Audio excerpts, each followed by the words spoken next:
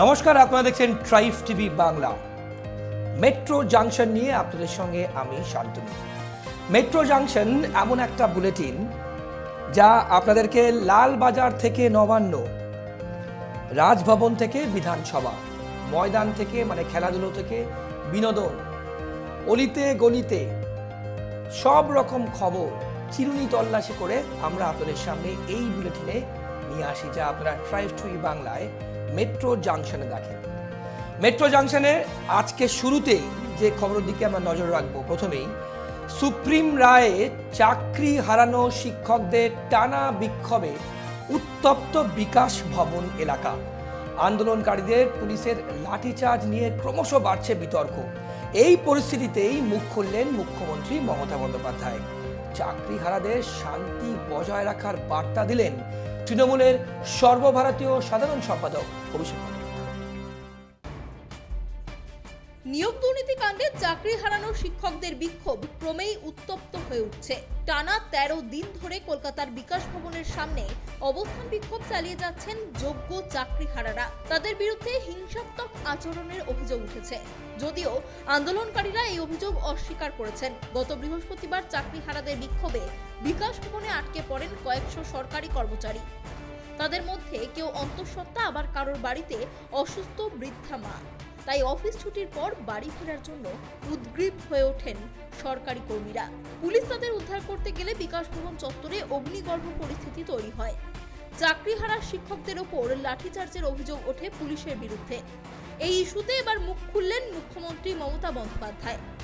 আন্দোলন করার একটা নির্দিষ্ট সীমা রয়েছে, সে কথা চাকরিহারা যোগ্য শিক্ষকদের স্মরণ করিয়ে দেন তিনি। চাকরিগুলো কিন্তু আমাদের জন্য যায়নি, সাফ জানিয়ে দিলেন মুখ্যমন্ত্রী। আমাদের দিক থেকে আমরা রিভিউ পিটিশন করেছি। যদি রিভিউ পিটিশন অ্যালাউ করে ভালো কথা। আমরা চাইবো, আমাদের আইনজীবীরা চাইবেন তাদের মতো যাতে ওদের চাকরি থাকে, কিন্তু সেখানে কোর্ট যদি কোনো ডিসিশন নেয় তাহলে আমি বলতে পারি না যে আমি মানবো না, কারণ কোর্টের ডিসিশন মানতে আমরা বাধ্য। কিন্তু সেক্ষেত্রে এখনো পর্যন্ত কারো মাইনে বন্ধ হয়নি। এমনকি গ্রুপ সি গ্রুপ টি যারা টাকা পাবে না তাদের জন্য একটা স্কিম করে টাকা দেওয়া হচ্ছে। তার উপরে আমি জানি না, আমার একটা জিনিস খুব খারাপ লাগে, যারা উস্কাচ্ছে তারাই কিন্তু মামলাটা করেছে ওদের বিরুদ্ধে। চাকরিগুলো কিন্তু আমাদের জন্য যায়নি। চাকরিগুলো যাদের যাবার পথে দাঁড়িয়েছে সেটার জন্য দায়ী যারা, আমি তাদের বলবো এটা না করলেই পারতেন। যারা চাকরি খেয়েছে তারাই যদি আজকে নাটের গুরুরা যদি আজকে তাদের স্বার্থ রক্ষার গুরু হয়ে যায়, সেখানে আমার আপত্তি আছে। তাদের রাজ্য সরকারকে বিশ্বাস করা উচিত ছিল। সোমবার দিল্লি যাওয়ার পথে চাকরিহারা শিক্ষকদের উদ্দেশ্যে শান্তি বজায় রাখার বার্তা দিলেন অভিষেক বন্দ্যোপাধ্যায়। তিনি বলেন, হিংসাত্মক হলে আন্দোলনের আসল সারমর্ম হারিয়ে যায়। ছোট করবো না সে দৃষ্টতা আমার নেই। আমি কোনোভাবে চাই না এই আন্দোলনকে রাজনৈতিক রঙে রাঙানো। তো যারা আন্দোলন করছে, আমার তাদের কাছে অনুরোধ থাকবে যে আন্দোলন কখনো হিংসাত্মক হয়। আমি কিছু ফুটেজ দেখেছি, আমি কাউকে দায়ী করছি, যে জোর জবরদস্তি গেট ভেঙে দেওয়া হচ্ছে। আন্দোলন কখনো উগ্র হয়, আন্দোলন কখনো হিংস্র হয়। গান্ধীজি অহিংসার কথা বলেছে, নন ভায়োলেন্সের কথা বলেছে। আন্দোলন যেন কোনোভাবে বল প্রয়োগ করে, কোনো সরকারি সম্পত্তি নষ্ট করে, কিছুভাবে গেট ভেঙে জোর জবরদস্তি বল প্রয়োগ করে, সেটা হলে আন্দোলনের যে সারমর্ম বা এসেন্সটা সেটা কোথাও হারিয়ে, এটা আমার দৃঢ় বিশ্বাস। বাকি আন্দোলন যে কেউ করতে পারে, অসুবিধার তো কিছু নেই। আর সরকারের ইন্টেন্ট পরিষ্কার করেছে। আমরা রিপিটিশন ফাইল করেছি সুপ্রিম কোর্টে, ম্যাটার সাবজেক্ট। বিচার ব্যবস্থার উপর ভরসা রাখুন, আজ নয় কাল আমার দৃঢ় বিশ্বাস বিচার হবে। এদিকে আন্দোলনকারীদের একাংশ মুখ্যমন্ত্রীর মন্তব্যে ক্রুদ্ধ। তারা দাবি করেছেন, তারা যোগ্য হয়েও বিচার পাননি। নতুন করে পরীক্ষা নয়, বরং পূর্ববর্তী তালিকা অনুযায়ী নিয়োগের দাবিতেই তারা অনড়। কেন তারা আজ রাস্তায়, কেন কাদের জন্য তারা চাকরিহারা, প্রশ্ন তুলছেন চাকরিহারা আন্দোলনকারী শিক্ষকরা।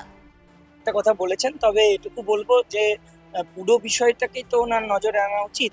ওনার পুরো ঘটনাটাকেই পুরো ডিটেলসে একবার স্টাডি করা উচিত, যে কেন আমরা রাস্তায় এলাম, কেন আমাদের রাস্তায় আসতে হলো, আর দিনের পর দিন কেনই বা পড়ে থাকতে হচ্ছে, দোষটা কার এবং চাকরিটা গেল কাদের জন্য, আর কি কি করা উচিত এই মুহূর্তে, সেগুলো একবার ভেবে দেখা উচিত বলে আমার।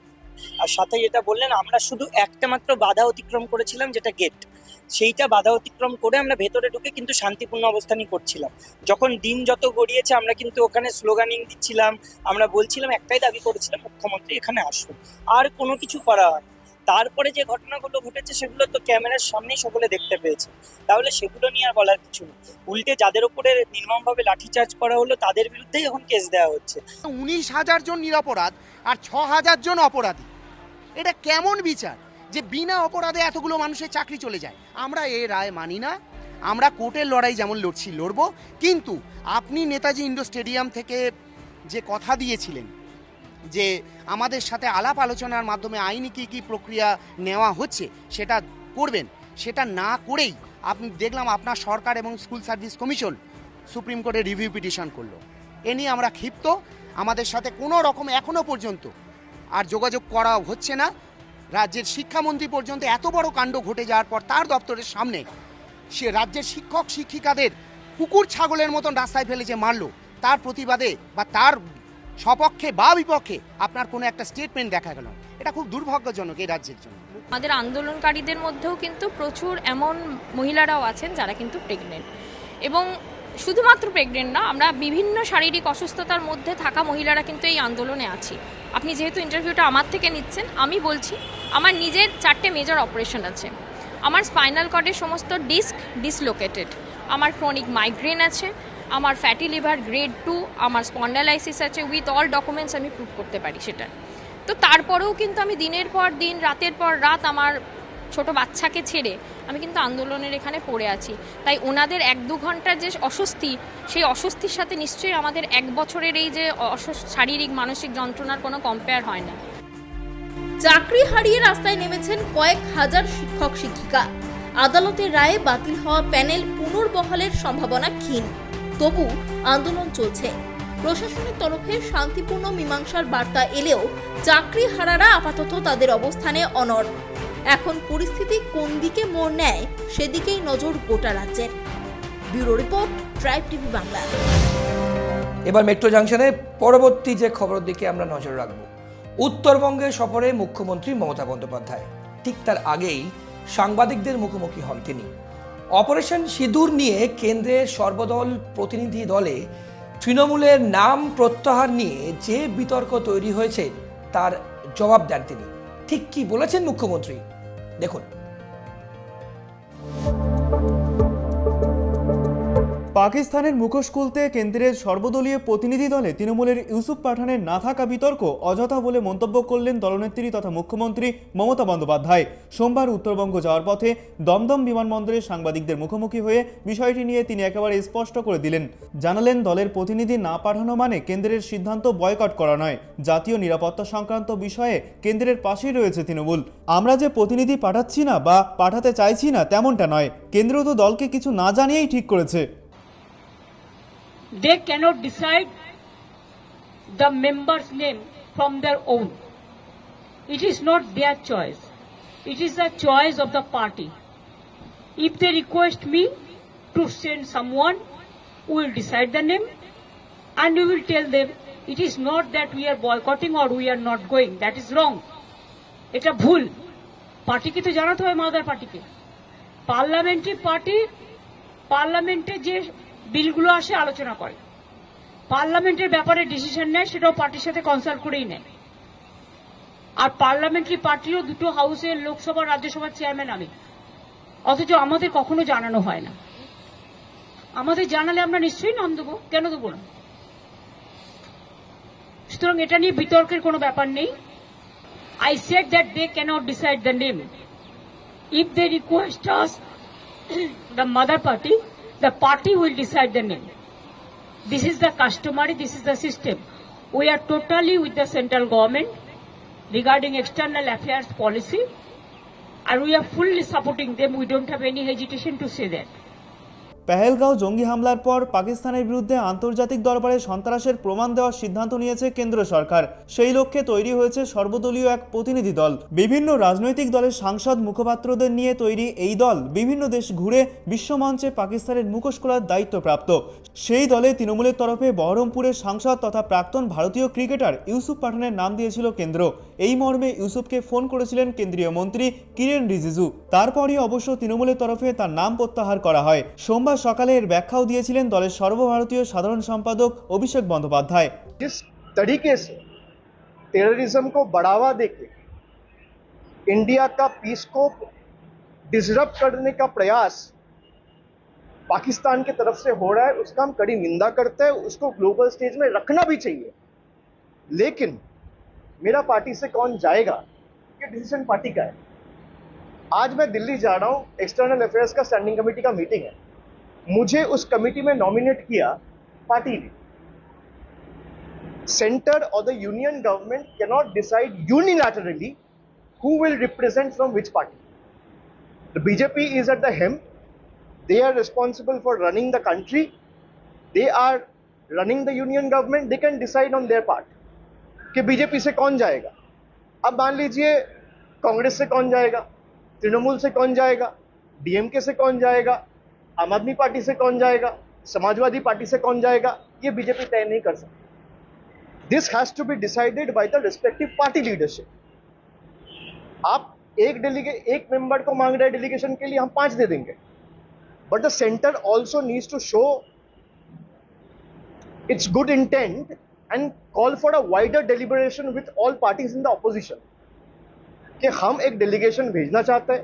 वो 7 मेंबर डेलीगेशन हो सकता है, वो 8 मेंबर डेलीगेशन हो सकता है, वो 10 मेंबर डेलीगेशन हो सकता है, और आप अपना पार्टी से 4 आदमी को नॉमिनेट कर दीजिए कि 2 आदमी को नॉमिनेट कर दीजिए, हम कर देंगे।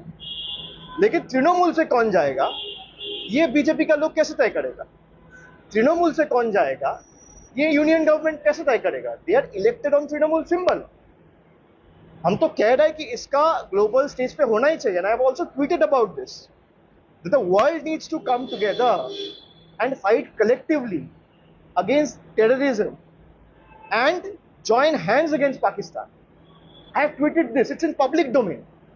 बट तृणमूल से कौन जाएगा, the centre of the union government can not decide unilaterally. দলনেত্রীর বক্তব্যও সেই একই। তবে ইউসুফ বা তৃণমূলের অন্য কোনো প্রতিনিধি পাকিস্তানের বিরুদ্ধে বিদেশ সফরে না থাকলেও বাংলার শাসক দল যে সব রকমভাবে কেন্দ্রের সিদ্ধান্তের এতটুকুও বিরোধী নয় তাও আরও একবার স্পষ্ট করে এই বিতর্কে ইতি টেনে দিলেন Mamata Bandyopadhyay. Bureau report, Tribe TV Bangla. Metro জাংশনের পরবর্তী যে খবর দিকে নজর রাখবো, বিকাশ ভবনে শিক্ষকদের উপর পুলিশি অত্যাচার, রক্তাক্ত শিক্ষক। প্রতিবাদে আজ রাজ্য জুড়ে ছাত্র ধর্মঘটের ডাক দেয় AIDSO। সকাল থেকেই বিভিন্ন কলেজে হয় পিকেটিং। কর্মসূচির অঙ্গ হিসেবে কলকাতার 3টি শিক্ষা প্রতিষ্ঠানের সামনে আজ দিনের বিভিন্ন সময় গেট পিকেটিং কর্মসূচি নেওয়া হয় AIDSOর পক্ষ থেকে। শিক্ষকদের উপর পুলিশি অত্যাচারের প্রতিবাদ দেখা গেল আজ যাদবপুর ইউনিভার্সিটির 4 নম্বর গেটের সামনে। আরও একবার আপনাদের জানিয়ে রাখবো যে খবর দিকে আমরা নজর রেখেছি, মেট্রো জাংশনে বিকাশ ভবনে শিক্ষকদের উপর পুলিশি অত্যাচার, রক্তাক্ত হয় বহু শিক্ষক শিক্ষিকা। তার প্রতিবাদে আজ রাজ্য জুড়ে ছাত্র ধর্মঘটের ডাক দেয় AIDSO। সকাল থেকেই বিভিন্ন কলেজে পিকেটিং কর্মসূচি নেওয়া হয় এবং এই নিয়েই AIDSO নেত্রী ঠিক কি জানিয়েছেন শুনুন। দেখুন, আজকে ছাত্র সংগঠন AIDSO গোটা রাজ্য জুড়ে ছাত্র ধর্মঘটের ডাক দিয়েছে। আপনারা জানেন, যোগ্য শিক্ষক শিক্ষিকারা বিকাশ ভবনের সামনে যখন তারা আন্দোলন করছে, সেই আন্দোলনরত শিক্ষক শিক্ষিকাদের উপর পুলিশি কি বর্বরতা আপনারা তা দেখেছেন। সেই বর্বরতাকে ধিক্কার জানিয়ে আজ ছাত্র সংগঠন AIDSO গোটা রাজ্য জুড়ে ছাত্র ধর্মঘটের ডাক দিয়েছে। এবং এই ধর্মঘটের আমরা যেমন ডাক দিয়েছি, তার সাথে সাথে আমরা দাবি করছি যোগ্য শিক্ষক শিক্ষিকাদেরকে অবিলম্বে স্কুলে ফেরাতে হবে। এবং এই শিক্ষক নিয়োগে যারা দুর্নীতির সাথে যুক্ত সেই সমস্ত নেতা মন্ত্রী আমলা তাদের কিন্তু শাস্তিকে সুনিশ্চিত করতে হবে। আপনারা জানেন আজকে রাজ্যের শিক্ষার কি অবস্থা, আজকে সরকারি স্কুল, বহু সরকারি স্কুল উঠে যাচ্ছে। এমন অবস্থায় দাঁড়িয়ে আজকে যখন এতগুলো যোগ্য শিক্ষককে চাকরিতে তারা পুনর্বহাল করছে না, বরঞ্চ তাদেরকে বাদ দিয়ে দিচ্ছে, তাহলে সরকারি শিক্ষা ব্যবস্থা কার্যত কিন্তু ধ্বংসের মুখে, ভেঙে পড়ার মুখে। তাই সরকারি শিক্ষা ব্যবস্থাকে বাঁচাতে আজকে ছাত্র সংগঠন এআইডিএসও দীর্ঘদিন ধরে। মেট্রো জাংশনে আরো অনেক খবর নিয়ে ফিরে আসছি ছোট একটা বিরতির পর, সঙ্গে থাকুন। বিরতির পর ফিরে এলাম, আপনারা দেখছেন মেট্রো জাংশন। মেট্রো জাংশনের পরবর্তী গুরুত্বপূর্ণ যে খবর দিকে নজর রাখবো, পাকিস্তানের মুখোশ খুলতে কেন্দ্রের ডাকা সর্বদলীয় প্রতিনিধি দলে তৃণমূলের ইউসুফ পাঠানের না থাকা বিতর্কে অযথা বলে মন্তব্য করলেন দলনেত্রী তথা মুখ্যমন্ত্রী মমতা বন্দ্যোপাধ্যায়। সোমবার উত্তরবঙ্গ যাওয়ার পথে দমদম বিমানবন্দরে সাংবাদিকদের মুখোমুখি হয়ে বিষয়টি তিনি একেবারে স্পষ্ট করে জানিয়ে দেন। তিনি জানান, দলের প্রতিনিধি না পাঠানো মানে কেন্দ্রের সিদ্ধান্ত বয়কট করা নয়। জাতীয় নিরাপত্তা সংক্রান্ত সমস্ত বিষয়ে কেন্দ্রের পাশেই রয়েছে তৃণমূল কংগ্রেস। তৃণমূলের অবস্থান স্পষ্ট করার পরই পাল্টা মন্তব্য শ্রমিক ভট্টাচার্যের। ঠিক কি বলেছেন তিনি, শুনুন। দেখুন, এটা তৃণমূলের কাছ থেকে প্রত্যাশিত, কারণ তৃণমূল আদপে কোনো রাজনৈতিক দল না। এখানে বিভাজনের রাজনীতি কোথায়? সুদীপ বন্দ্যোপাধ্যায়কে ফোন করা হয়েছিল, তিনি জানিয়েছেন শারীরিক কারণে তিনি যেতে পারছেন। ইউসুফ পাঠান একজন আন্তর্জাতিক খ্যাতিসম্পন্ন ক্রীড়াবিদ, তাকে সরকার নিয়ে যাওয়ার প্রয়োজন আছে বলে তার কথা বলা হয়েছিল। তিনি প্রথমে হ্যাঁ বলেছিলেন, এখন তাকে উইথড্র করে নেওয়া হলো। তো কংগ্রেসেরও তো দুজন প্রতিনিধি যাচ্ছে। তো এখানে দলের প্রশ্ন কোথা থেকে আসছে? এটা সারা বিশ্ববাসীকে দেখানো যে সন্ত্রাসবাদের বিরুদ্ধে ভারতবর্ষ ঐক্যবদ্ধ, পাকিস্তানকে আইসোলেট করা, পাকিস্তানের সীমাপার সন্ত্রাসবাদকে শেষ করা, পাকিস্তান সন্ত্রাসবাদের আঁতুড় ঘর যেখানে যেখানে তৈরি করেছে সেগুলোকে ধ্বংস করা, এবং কোন পরিস্থিতিতে আমাদের অপারেশন সিঁদুর করতে হয়েছিল সেটা জানান। আসলে তৃণমূল এটা করছে এ কারণেই একটা বার্তা দিতে, কারণ তৃণমূল দাওয়াতে ইসলামের কথা বলে কলকাতায়, তৃণমূল কলকাতার মধ্যে মিনি পাকিস্তান দেখতে পায়, তৃণমূল মুর্শিদাবাদের 30% হিন্দুকে কেটে ভাসিয়ে দেবার কথা বলে, তৃণমূল বিধানসভার চত্বরে মন্ত্রী বলে হাম দো হামারা দো নেই হামারা চে হোনা চাই। তো এই পরিস্থিতিতে তৃণমূল এ ধরনের বিবৃতি দিচ্ছে, এগুলো পাকিস্তান মিডিয়ার জন্য। পরের যে খবর দিকে নজর রাখবো মেট্রো জাংশনের, বিকাশ ভবনের সামনে চাকরিহারা যোগ্য শিক্ষকদের আন্দোলনের জন্য স্বাভাবিক জনজীবন ব্যাহত হচ্ছে। এই অভিযোগে কলকাতা হাইকোর্টে দায়ের হলো জনস্বার্থ মামলা। মামলা দায়েরের অনুমতি বিচারপতি সৌমেন সেনের ডিভিশন বেঞ্চের, তবে দ্রুত শুনানির আর্জি খারিজ করে দিল হাইকোর্ট। এসএসসিতে চাকরি হারানো যোগ্য শিক্ষক শিক্ষিকারা গত 13 দিন ধরে বিকাশ ভবনের সামনে যে আন্দোলন অবস্থান বিক্ষোভ চালাচ্ছেন তাতে স্বাভাবিক জনজীবন ব্যাহত হচ্ছে। এই অভিযোগেই দ্রুত শুনানির আর্জি জানিয়ে কলকাতা হাইকোর্টের দ্বারস্থ হন বিধাননগরের করুণাময়ীর এক বাসিন্দা। মামলা দায়েরের অনুমতি দিয়েছেন বিচারপতি সৌমেন সেনের ডিভিশন বেঞ্চ, তবে দ্রুত শুনানির আর্জি খারিজ করে দিয়েছে হাইকোর্ট। এই নিয়েই আমরা কথা বলবো আমাদের প্রতিনিধি রিমিক মাঝির সঙ্গে। রিমিক, জনস্বার্থ মামলা দায়ের করা হয়েছে হাইকোর্টে চাকরি হারাদের ওপর বিরুদ্ধে যাদের পুলিশি অত্যাচার হয়েছে, এই নিয়েই শেষ আপডেট কি আছে তোমার কাছে? দেখো, একদমই শান্তনু, গত 13 দিন ধরে বিকাশ ভবনের সামনে এসএসসিতে চাকরি হারানো যোগ্য শিক্ষক শিক্ষিকারা আন্দোলন করছেন তাদের চাকরি ফিরে পাওয়ার দাবিতে।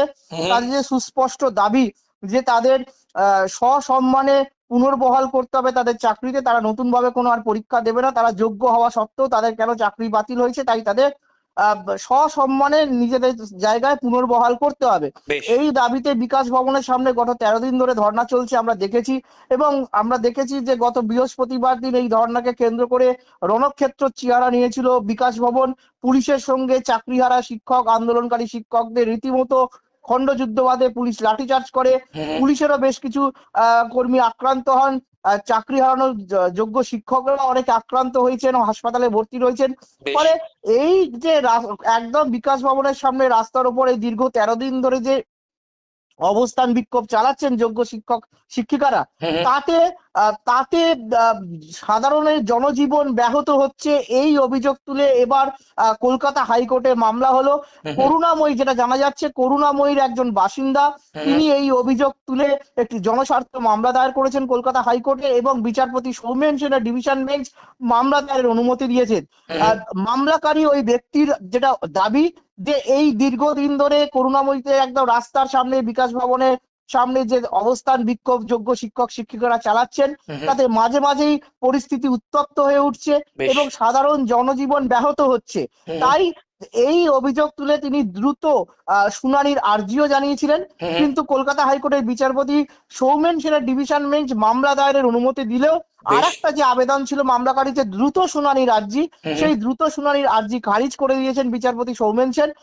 এক্ষেত্রে আদালতের যেটা পর্যবেক্ষণ, আদালত বলছে এই মুহূর্তে কলকাতা হাইকোর্টে 700-রও বেশি জনস্বার্থ মামলা দায়ের হয়েছে, জমা রয়েছে এবং সেইগুলোর মধ্যে অধিকাংশই প্রায় সেই মামলাগুলোর জনস্বার্থের সঙ্গে কোনো যোগ নেই।